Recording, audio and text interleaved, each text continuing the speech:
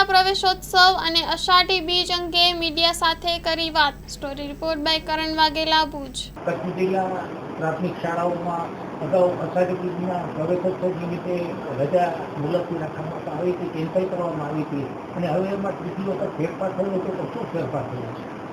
હા, આપના માધ્યમથી સમગ્ર કચ્છ જિલ્લાની જનતા, કચ્છ જિલ્લાના વિદ્યાર્થીઓ, કચ્છ જિલ્લાના વાલીઓને જણાવવાનું કે જે રીતે આગામી સમગ્ર રાજ્યની અંદર તારીખ 26, 27 અને 28 શાળા પ્રવેશોત્સવ અને કન્યા કેળવણી મહોત્સવનું આયોજન થયેલું છે.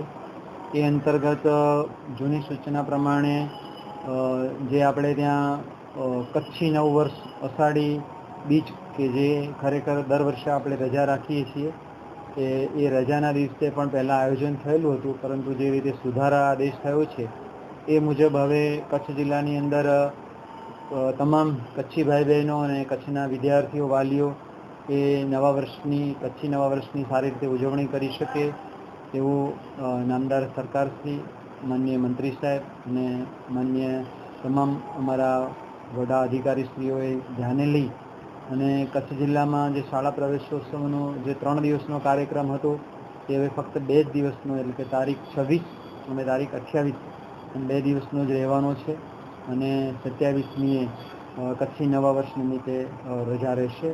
તો એ નિમિત્તે અમે અત્યારથી જ એડવાન્સમાં કચ્છી નવા વર્ષની ખૂબ ખૂબ શુભકામનાઓ પાઠવીએ છીએ.